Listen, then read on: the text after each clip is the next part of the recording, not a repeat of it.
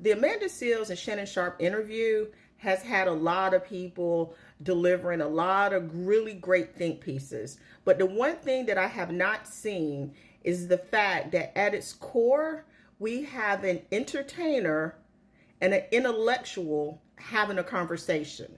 And I think that that is important in the Black community, because when those two people think Tyler Perry and Spike Lee come together in the Black community, there's very little middle ground that is ever found.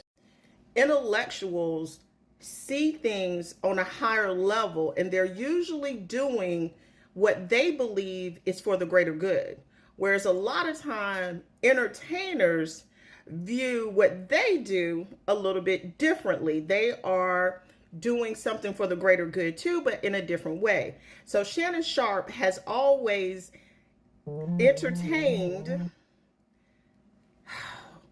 white supremacy and patriarchy at its core. He was an athlete, and then he became a sports commentator, okay? And so he's always entertained the systems, and he's been paid very handsomely for entertaining that system.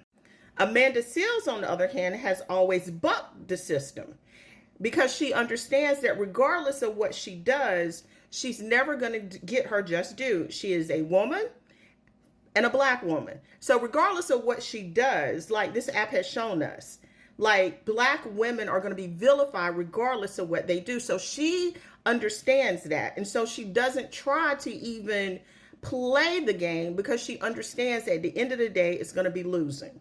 So we got an intellectual and an entertainer, okay? Then we also have a woman versus a man. Not to go too deep, but you also have light skin and dark skin, which also plays a role in it, because as a big Black man in the South, Shannon Sharp has developed a very personable personality, which he had to develop in order to get to the level where he is. He can't be big, Black, and intimidating all at the same time. It just doesn't work like that in the South. So he's learned to get along and get ahead. Amanda Seals, on the other hand, is a light-skinned Black woman with good hair who doesn't use any of those things to get ahead, okay? And so in the Black community, everything that she has, smarts, a nice body, light skin, good hair, pretty face, these are all of the things that in a lot of people's mind, she should be using to get ahead. So when you put all of this together, and then you put it in an interview, and then you add a little spicy brain development, you get that shit show of an interview where both people are struggling to understand where the other person is coming from. Because at the end of the day, when Shannon Sharp bucked the system and overshadowed his co-host, he was fired. Now, he still used his personality, his personableness, all that he had, he still used it to get ahead and end up doing better.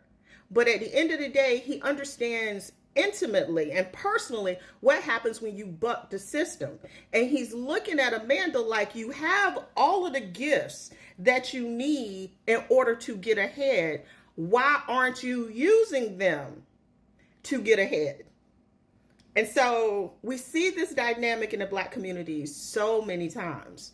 So when people go, oh, he was out of his intellectual depth, maybe he was. But he never had to be that smart to get ahead, because he knew how to get ahead.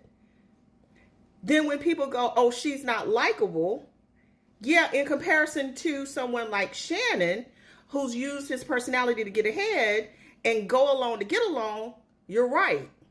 And so that interview is really all of these things in the Black community coming together. And that's why you have people either saying, I still hate her, or I still love her, or he is I've heard him being called all kinds of horrible names, or I love him or I hate him.